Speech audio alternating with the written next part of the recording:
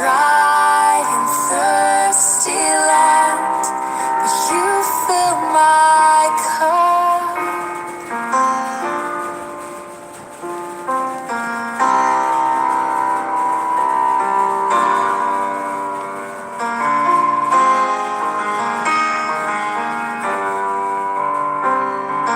Early I will seek you, Yahweh Elohim. My soul thirsts for you. My spirit longs for you. In a dry and thirsty land, but you fill my cup. So my lips shall praise you, and I will bless you all my days. I will lift up my hands in your name, and my soul shall be satisfied, and my mouth shall praise you, Yahweh,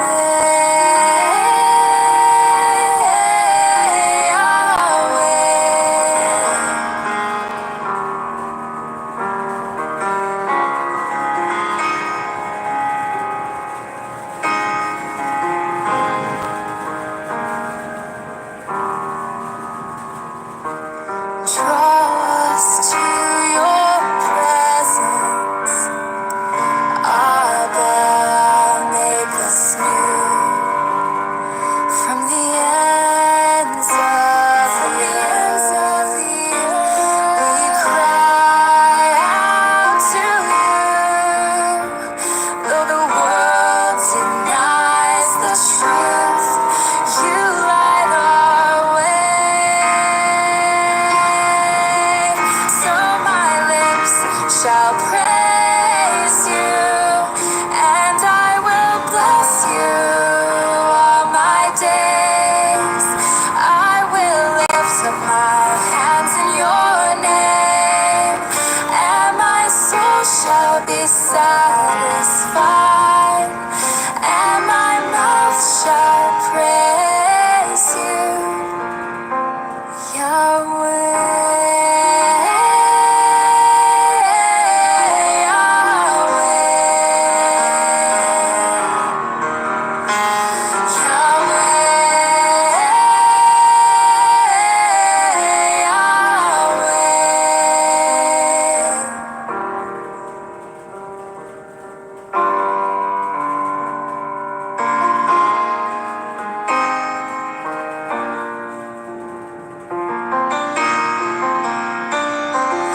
alone are my rock, my shield, and my fortress when I am weak.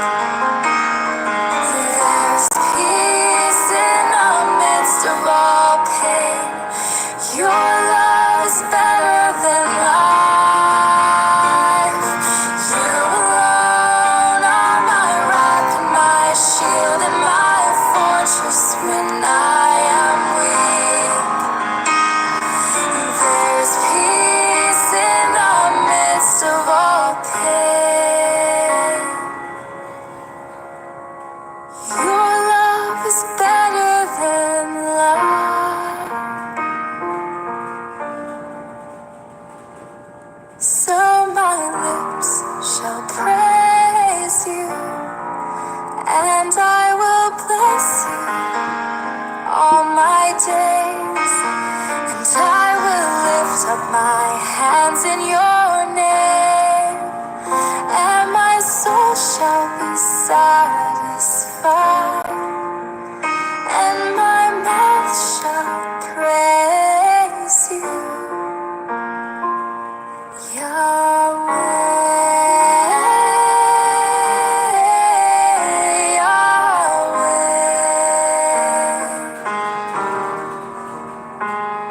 Yahweh.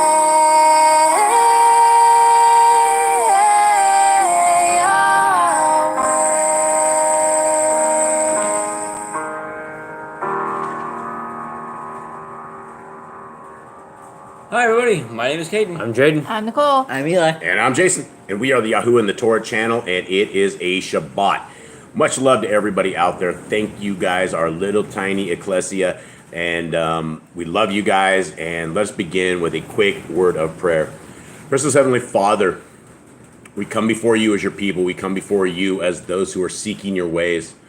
Father, you know our lives. You know our worlds. You know everything about us. You are the magnificent creator of everything. Father, without you, we would have no breath of life. Without you, we would have no hope. And without you, we would not have a Torah. And we thank you for providing a Torah for us. We thank you for providing a Messiah for us and for a way back home.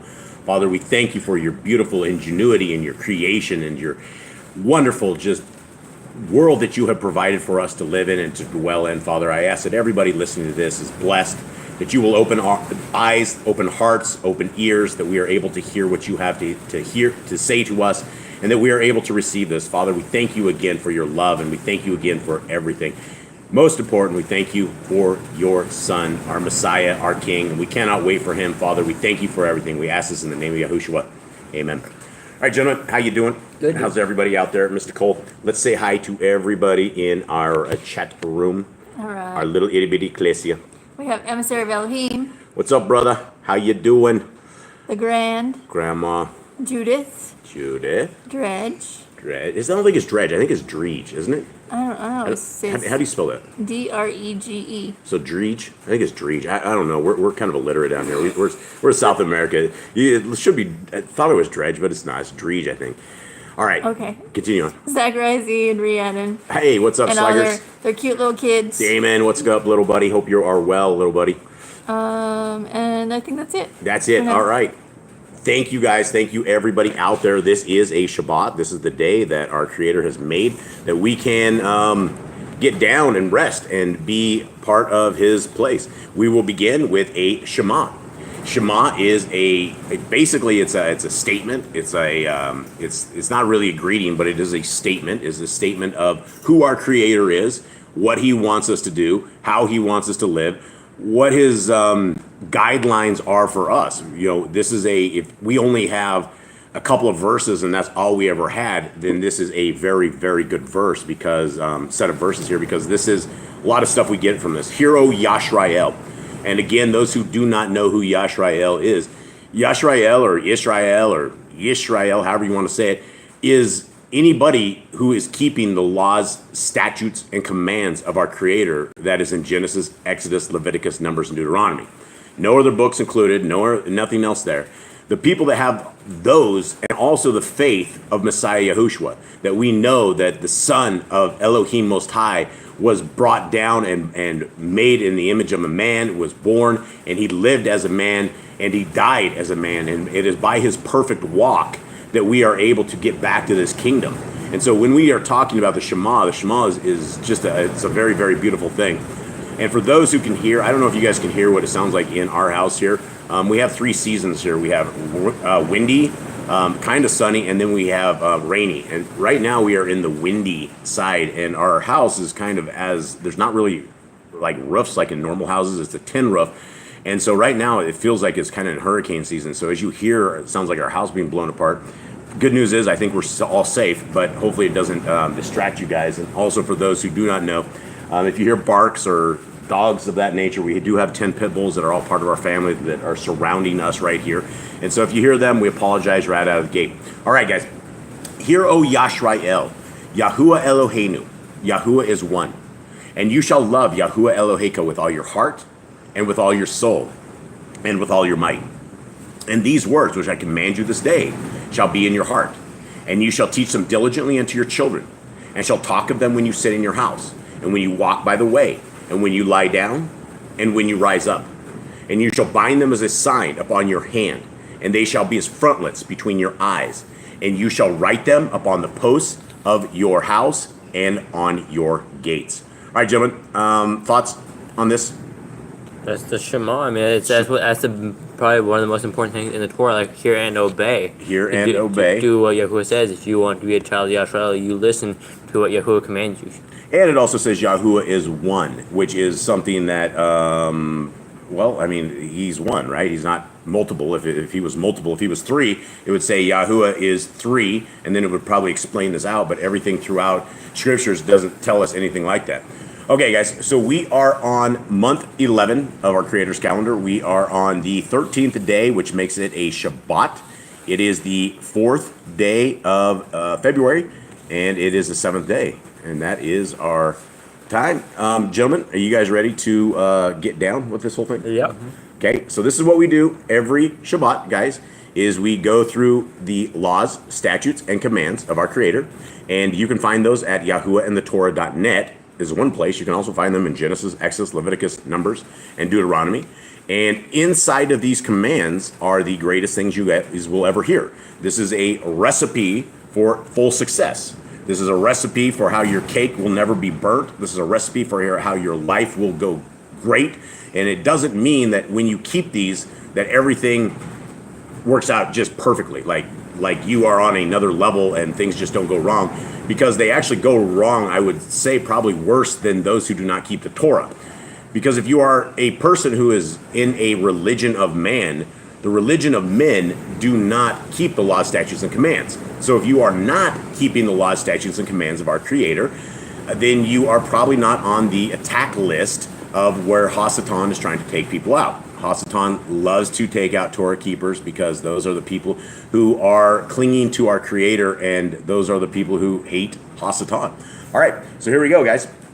Commandment number 1, be fruitful. Commandment number 2, multiply. Commandment 3, replenish the earth. Subdue it. Have dominion over the fish, fowl, and every living creature. Okay, the herb bearing in every tree is for food. Commandment 6, man and woman should build their own families. Master sin. Okay, you guys are going to have to speak up over the wind, I think. I don't know if this is actually going through or not. Every clean moving thing that lives shall be food for you. Do not eat the blood. Walk before me and be perfect. And guard Yahuwah's covenant, laws, statutes, and commandments. 53 times it says that, my friends. Every male shall be circumcised at 8 days old. Teach your children the commands and guard the way of Yahuwah. Remember Yahuwah's name for all generations. Keep the Passover, Pesach. Keep the feast of unleavened bread, matzah. There's one Torah for the stranger and the Ephraim. Guys, drop on this real quick. Expand on this for me, Kate or Jade or any one of you guys. A little bit about this. There's one Torah for the stranger and one for the Ephraim. One thing we have to realize is that we get about 200 and some views on this particular segment that we do. And so the majority of the people are people long afterwards that probably don't keep the laws, statutes, and commands. And so when people see things like this, Commandment 17, that says there is one Torah for the stranger and the Ephraim, this essentially means what? This means that back in the day, there was the bloodline of Jacob, which was the Ephraim, which were the Hebrews, the Israelite people. And if you wanted to join that, if you wanted to be grafted in, as they say, you would keep the laws as well. All the same laws would apply to you. Right. Anything else? Can you expand on this? So basically there's one Torah. Everybody who wants to be a child of Yisrael or who wants to be the people, they all follow the exact same Torah. There's no different commands for you guys. There's certain things strangers can't be. Like they can't be priests and they can't be kings, but they can be in the tribes of Yisrael. What are some of the laws of the Gentiles? I don't. You don't know any laws of the Gentiles? Eat pork. Yeah, pork is good. Oh, okay. You can worship any day that you want to worship, right? Jesus is my Sabbath. Jesus is my Sabbath. Jesus is also... He knows my heart. He knows my heart. Paul did away with the law. Paul did away with the law, right? These are all the what we kind of joke about as the laws of the Gentiles, because the one thing you don't want to be is you do not want to be a Gentile.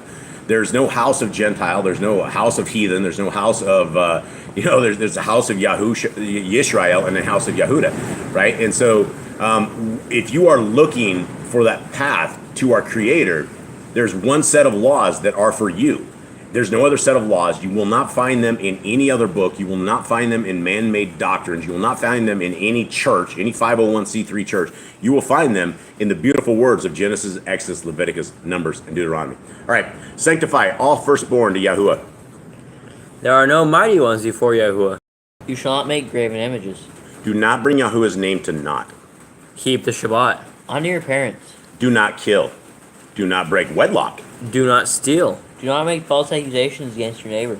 Do not covet anything of your neighbors. Do not make an altar from rock that a tool has touched. Do not go up to the altar by the steps. If a man steals cattle, he shall restore it 5 times. Yahuwah's laws for criminals.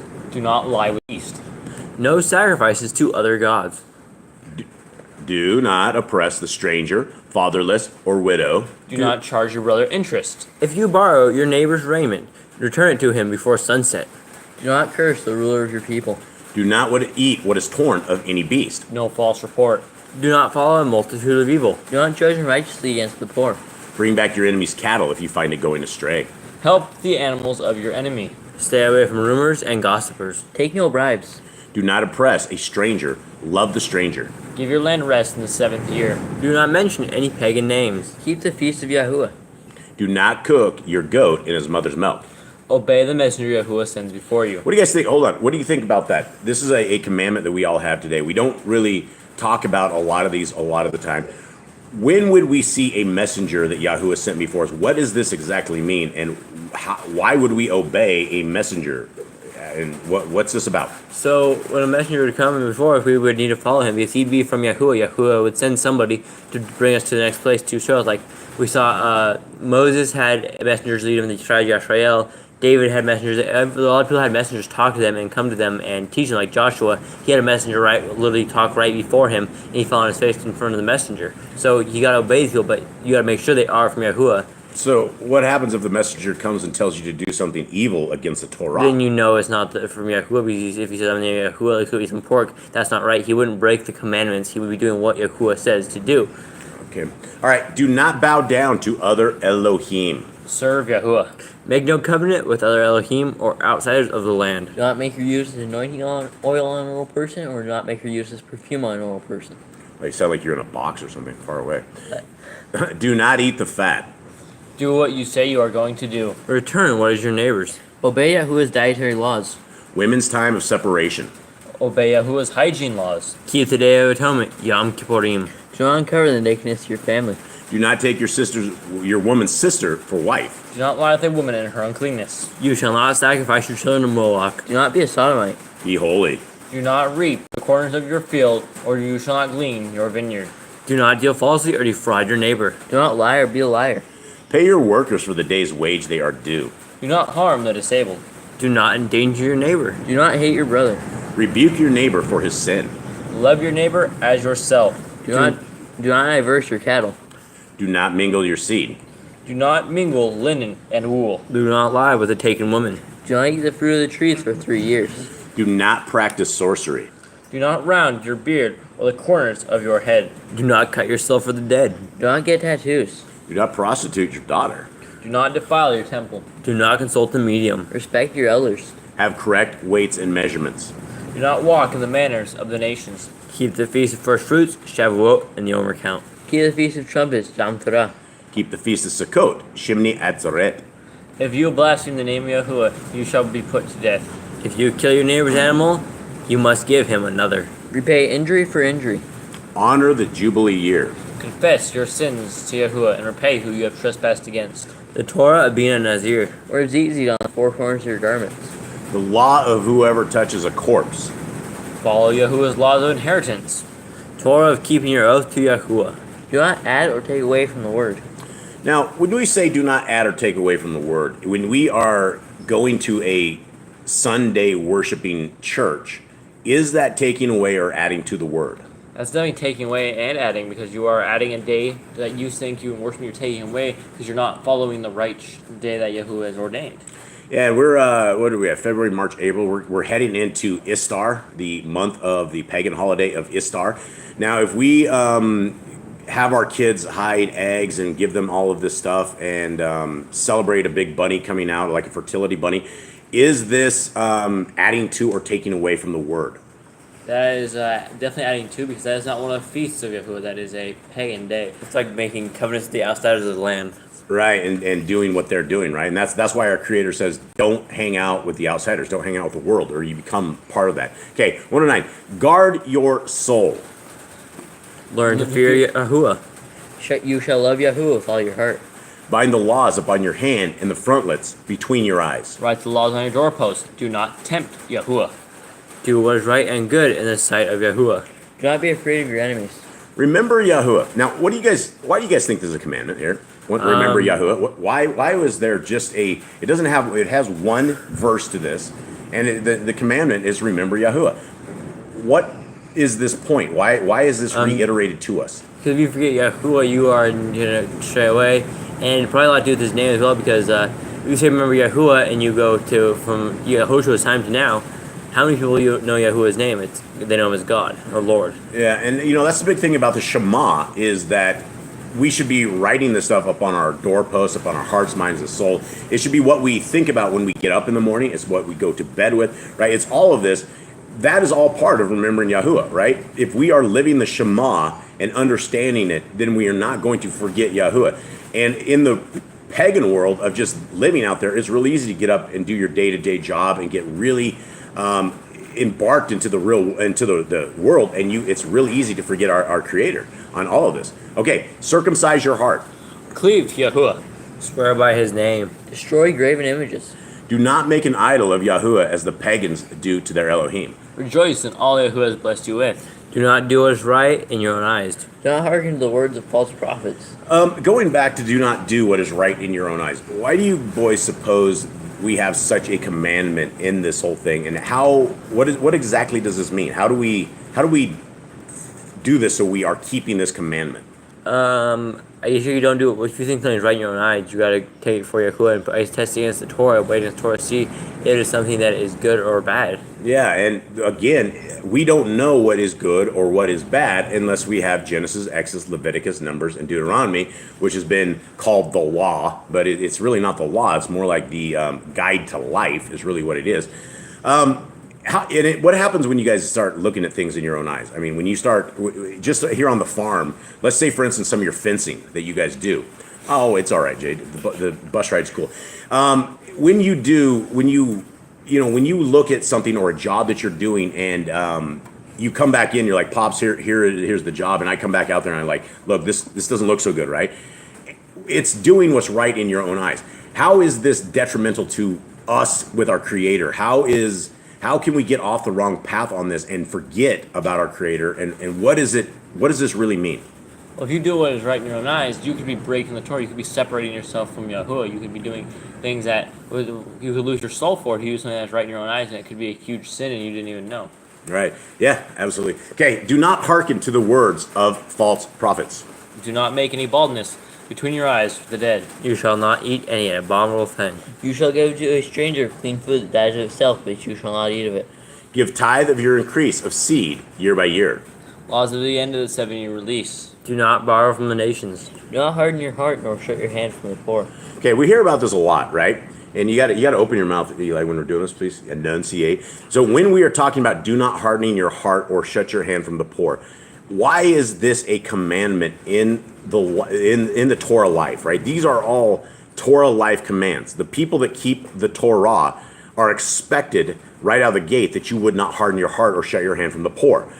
Why is this reiterated over and over and over? Why are we always talking about the broken, the poor, the guys in prison, all of this kind of stuff? Why is this? Because they're the people that need the most taken care of, right? Those are the people that are broken. They don't see any light, and it is our job to bring that light to them, to show them that Yahuwah is loving, that we can save a soul just by showing kindness to these people.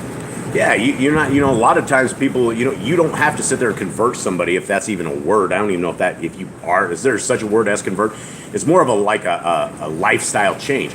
But you can begin that process of a lifestyle change with somebody by showing them compassion and by showing them love. And we're always trying to, help people see those broken people and not to forget the broken and the people that need the hugs and the people that really, really need help. Okay, let's continue on. Gentlemen? Where are we? 133. 133. Guard month 1 of Yahuwah's calendar. 3 times a year, all males shall appear before Yahuwah. You shall make judges and officers in all your gates. Do not plant Asherah poles near the altar. There must be 2 or 3 witnesses. Now, let's go to this real quick about 2 or 3 witnesses, because we get this a lot of people get this a lot, right? Somebody sees something wrong, or a lot of people, they won't do anything about this, right? And I guess that is, as Torah people, we are called to deal with evil that is in the presence. why has our Creator set this up to be 2 or 3 witnesses on a situation? How does that work, and what does that mean exactly? So that helps us so people don't just lie. So if one person doesn't like one person, they can't go to judges and say, hey, this person did a sin here.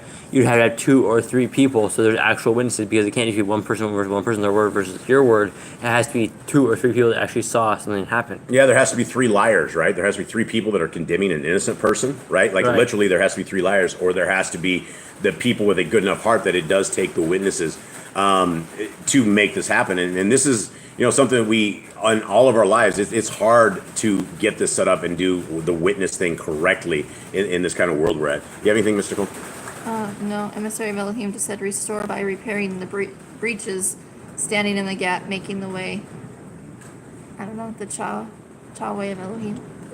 Okay, 138. I think I saw that pop up over there. Okay, hearken unto the prophet Yahuwah has chosen. The prophet says to Deuteronomy, do not remove your neighbor's property line. How to deal with a false witness among Torah keepers.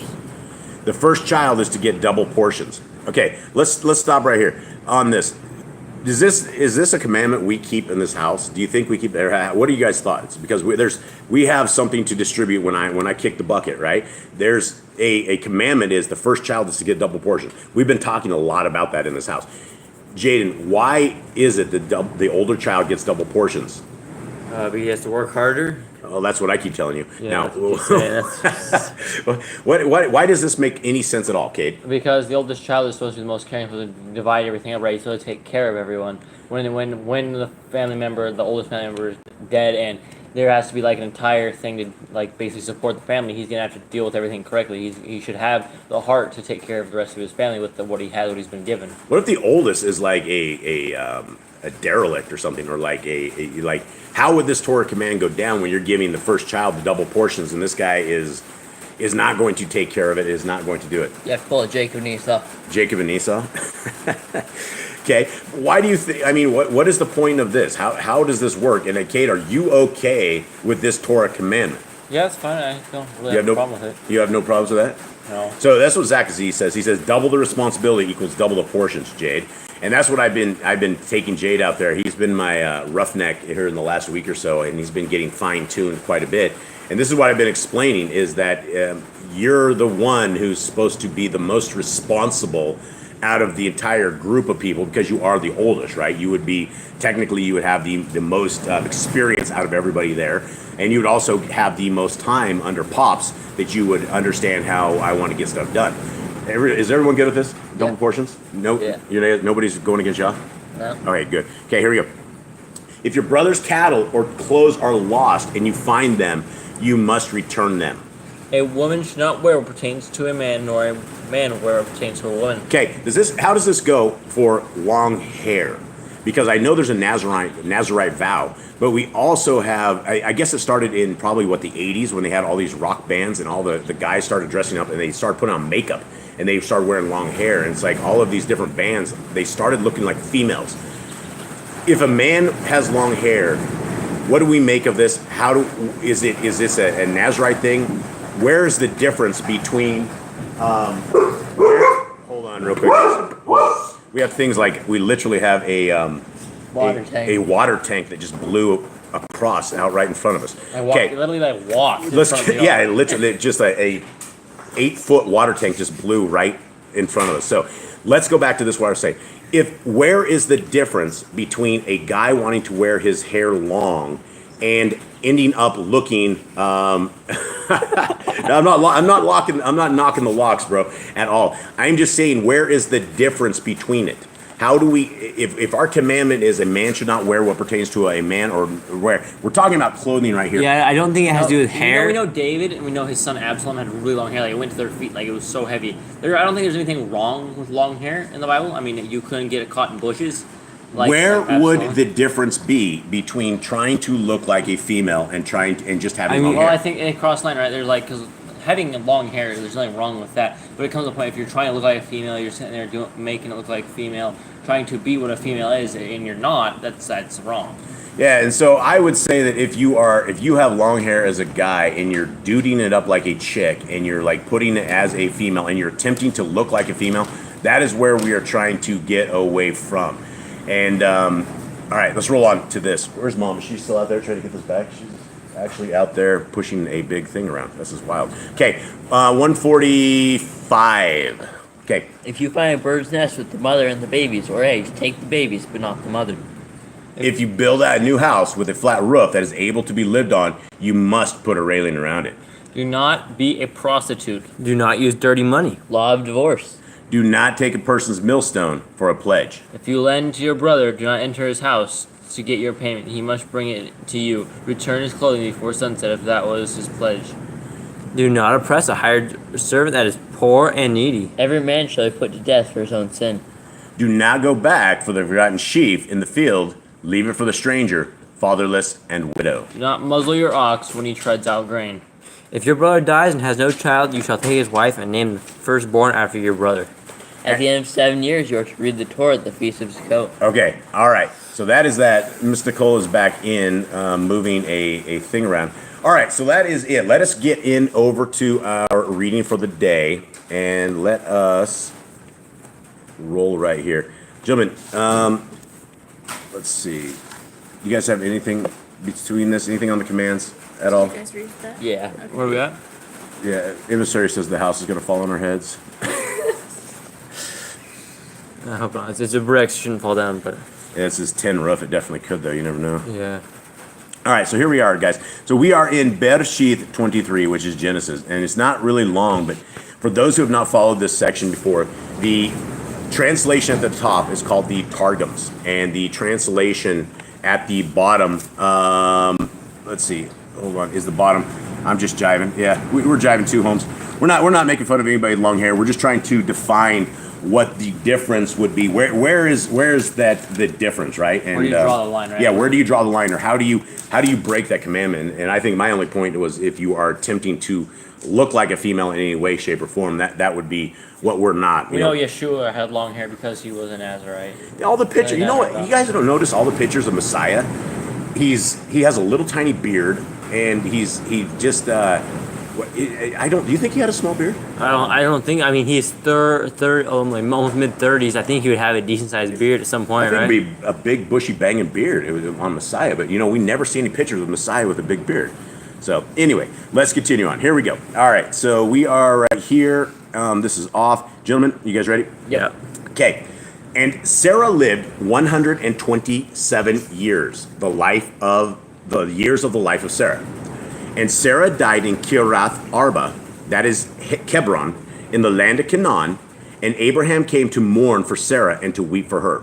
Okay, this is the mother of this is Mother of Isaac. So we need to do a little recap of last week. For those who don't know, Isaac was out to get sacrificed, and people know a lot about the times out the ram and the bushes and how there's Abraham's faith was tested. But what they don't know about this, like that you learn in the book of Jasher and in the Targums, is that Satan went to Sarah and told him that Isaac had been killed, and then when he came back, told her that she was still alive. She had a heart attack with joy, so she died there. Mm-hmm. I want to take us back 1 week ago when we were talking about this. You guys remember, because I think Brother Glenn talked about this, that the ram being caught in the bush was a prophecy, was basically a prophecy, or all through the old scriptures there was prophecy. And then last week the ram got caught in the bush, and there was something. Do you guys remember where it was at up here? That it talked about this. So between the foundations. Where is it at? Right here. I don't know. Yeah, this was off the cuff. I didn't actually know where I was going to do with this, but anyway, it talks about a ram being caught in the bushes, and then it also says, you have that somewhere in this? The ram was created at the foundation of the Right, earth. that was it. The ram was created at the foundation of the earth, and I didn't get that, but Brother Glenn made a comment about that, and then somebody else on that had watched this said this was exactly what that was. That was prophecy of Messiah Yahushua that was coming to save us all, which was why this was such a big thing. Okay. In the Targums, it says a certain ram which had been created between the evenings of the foundation of the world. Right. So, okay, let me say that real quick. And so, Nicole, if you guys can't hear us because the wind's going mad here, it says it was created at the between the evenings of the foundation of the world. And my phone is just really sucking here. All right, and this is not working. Okay, so anyway, that's what I thought was decent. So we have Sarah dying, right? So she's 127 years old. And anything else on this part? It was really like a testing moment. She didn't see the deception from Hasatan, And I mean, Did she die because of her lack of faith, or did she just? oh, she died. She died of like her. It was like a fear plane, right? Her heart was broken, right? She just lost the only son she ever had, the only son she had in her old age when it was almost impossible. It was a scary thing for her to hear that Abraham had just started going crazy and killing the kid. So it was almost like Hasatan that like almost pulled off a murder on this one. It seems like. Yeah. He definitely did. Then he came back and like messed with her again, saying, "Oh, don't worry, he's alive now." I mean, it's a hard thing, right? It's a hard thing on the human heart to hear that someone you love is just got killed by the other person you love more than anything. And that would be extremely hard to hear that your husband just killed your son, right? All of a sudden, it's going to be completely wacky. All right, let's continue on. 3. Then Abraham rose up from beside his dead and spoke to the sons of Keth, saying, guys, I'm sorry about the wind. I don't know if you guys can actually hear this. It's as wicked as the rain is. Okay, I'm not saying wicked as in Yah stuff. I'm just saying it's pretty loud in here. Okay, this spoke to the sons of Keth, saying, I am a foreigner and a sojourner among you. Give me property for a burial site among you, so that I bury my dead from my presence. Now, this was the land that Abraham already owned, right? Why did he already own this land? Well, he didn't have a burial site. He didn't have like a place to bury his place, right? He had his place to live. He had a well. He had a little garden, but he didn't have a place for his dead. Right.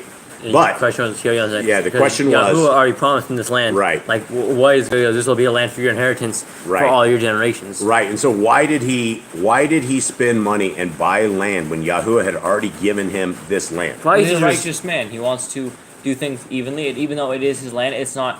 Even though it's promised him, saying this is going to be his land, he still wants to keep it right? He still wants to be just in the eyes of the people. Yeah, and there's still people there, right? There's still people that Imagine go on if this he literally land. started digging a hole and put his dead there. We'd Yeah. be like, what's this? Yep. Right, but if he talks it to him first and gets it all clear, it'd be fine. Right. All right, let's continue on. 5. 5. And the sons of Keth answered Abraham, saying to him, Hear us, my master. You are a prince of Elohim among us. Bury your dead in the choicest of our burial places. None of us withholds from you his burial site, from burying your dead. So Abraham rose and bowed himself to the people of the land, the sons of Keth. And again, this is a sign. This is why Father Abraham was so amazing, right? Is because he owned all of this, but he was such a respectful guy that he understood just respect. You know, when you are down and you literally bow yourself to the people of the land, you are giving them a respect, a level of respect that is just amazing, because he wouldn't need to do that. He was he was the kind of the, I don't know, he was, what am I trying to say here, guys? He was already honorable, respected? honorable. Yeah, I mean, he was beyond honorable, respected. We know that when he died, everybody from everywhere came around and celebrated his life that he had. They mourned for him. Yeah, they mourned. All right, going to the top. I was going to agree with you more. Okay. Verse 8. And he spoke with them, saying, If it is your desire that I bury my dead from my presence, hear me, and approach Ephraim, sons of Zohar, for me. And let me have the cave of Machpelah, which he has, which is at the end of his field. Let him give it to me for the complete amount of silver, as property for a burial site among you. Okay, we're heading up top. Okay, now we're heading up to the top in here into the Targums. And the days of the life of Sarah were 127 years. The years of the life of Sarah. And Sarah died in Kiriath Arba, which is Hebron. And then the other version of it says Jerusalem. And Sarah died in the city of the giants. Okay, so we know that. I mean, it is Canaan. It is parts of Canaan, so probably. She died in the city of the giants. That's very interesting. And Abraham came from the mountain of worship and found that she was dead. And he sat to mourn for Sarah and to weep for her. And Abraham rose up from the sight of the face of his dead and spake with the sons of Hittah, saying, I am a sojourner and dweller with you. I pray, sell me the inheritance of a sepulchre among you, and I will bury my dead there.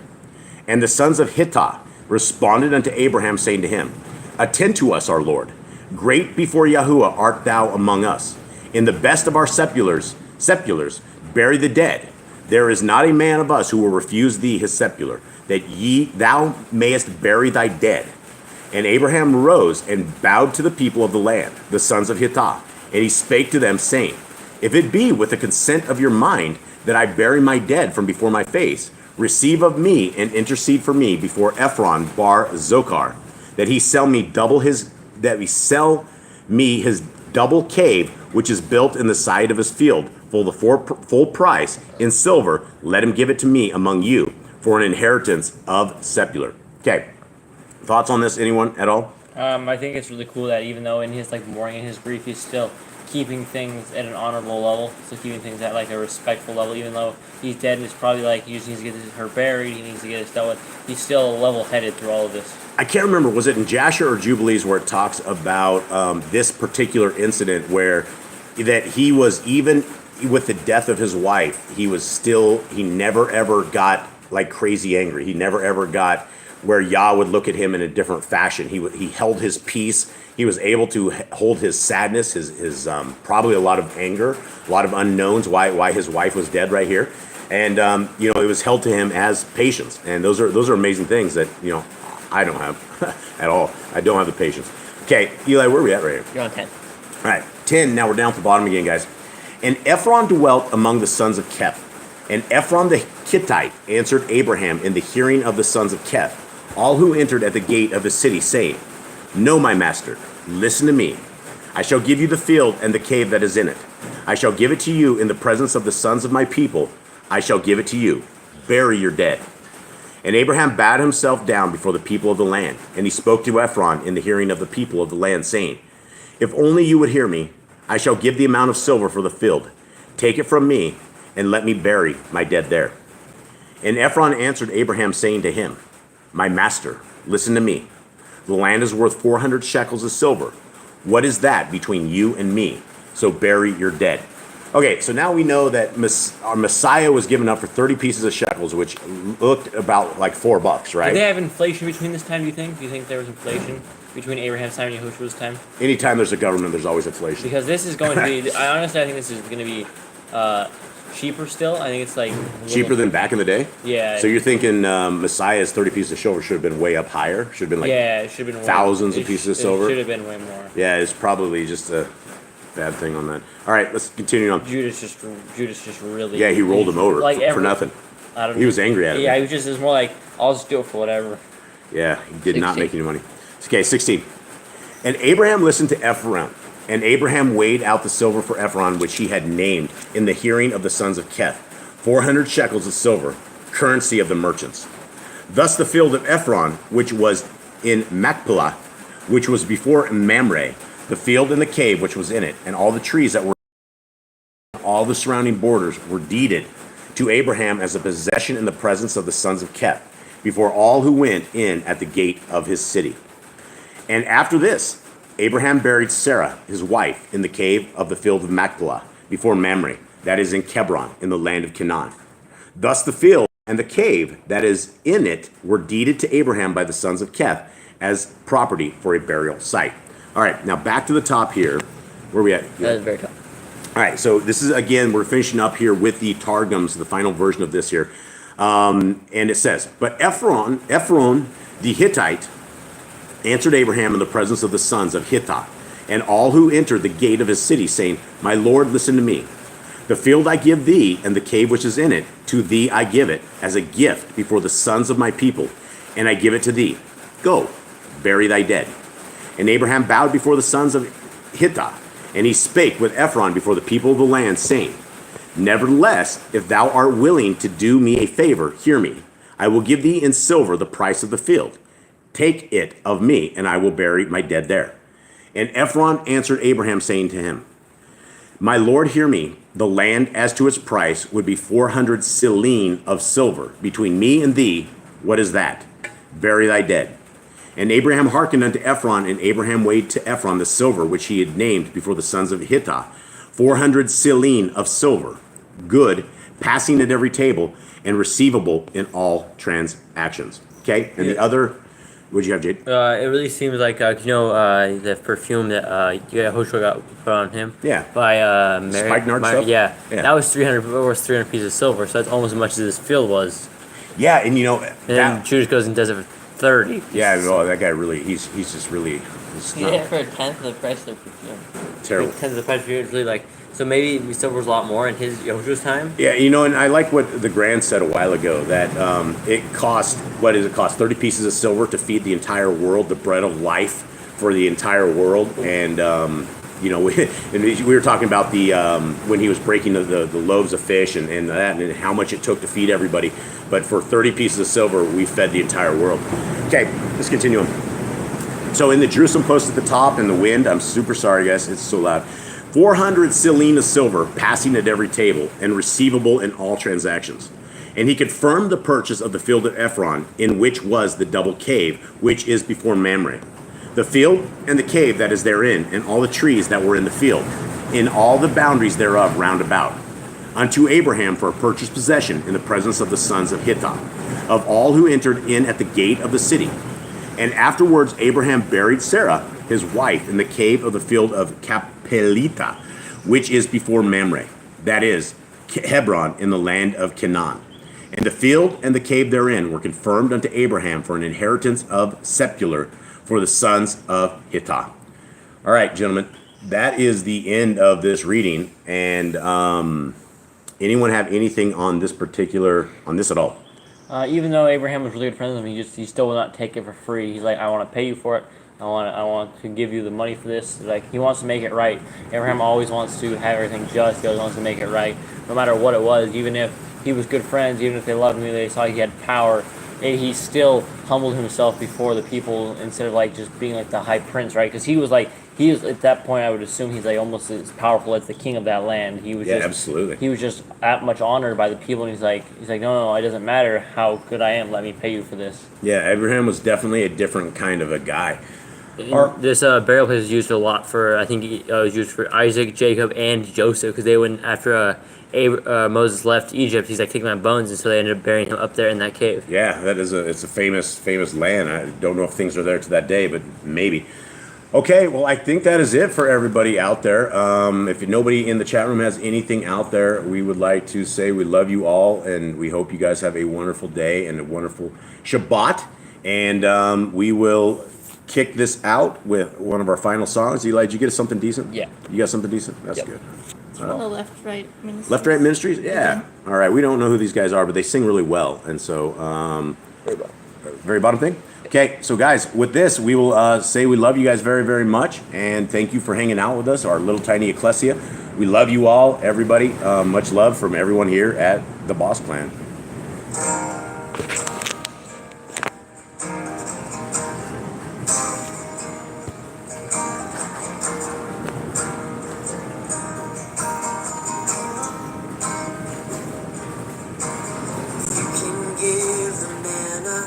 From the sky, lead us cloud by day and fire by night. If you can make the waters divide into your land, we safely arrive. And surely in all things, Yahweh provides.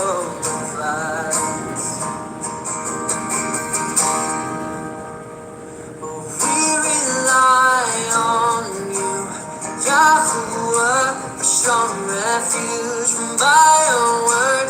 We are fed, you're our daily bread.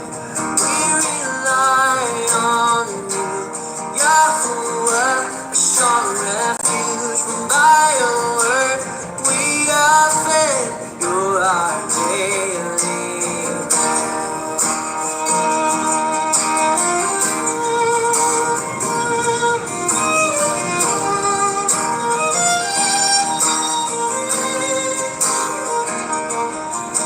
If you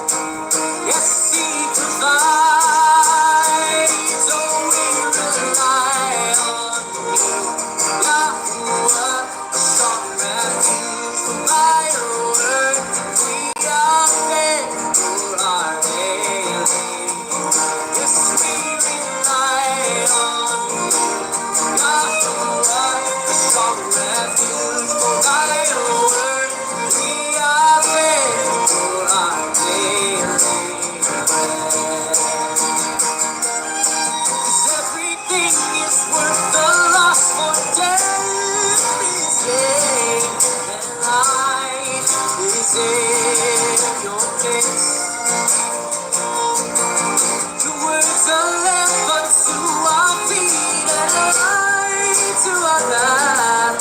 It's a rock on which we stand.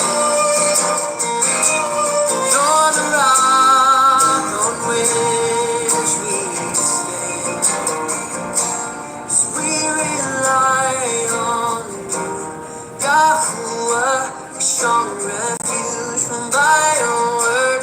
We are fed, you're our daily bread. Yes, we rely on you, Yahuwah, a strong refuge from thy own word. We are fed, you're our daily bread. You're our daily bread. You're our daily bread.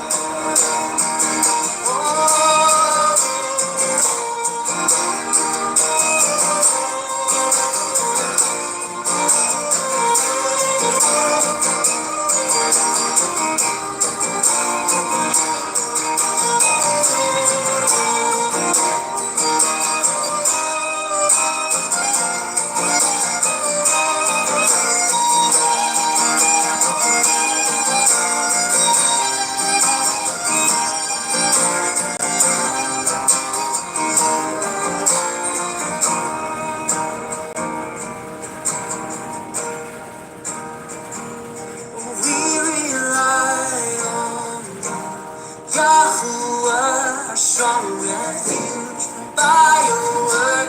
We are fed, you're our daily bread. You're our daily bread. You're our daily. All right, guys. One last thing. Go ahead, Jade. And Yahuwah spoke unto them Moshe, saying, Speak unto Aaron and unto his sons, saying, On this wise you shall bless the children of Israel, saying unto them, Yahuwah bless you and guard you. Yahuwah make his face shine upon you, and be gracious unto you. Yahuwah lift up his countenance upon you, and give you peace. And they shall put my name upon the children of Israel, and I will bless them. Okay. Much love, everybody. May Yah keep you. May he bless you. May he forever shine upon you. Much love from everybody down here in this crazy place to all of you guys. We love you all. Have a good day. All right, Shalom. Shalom. Shalom.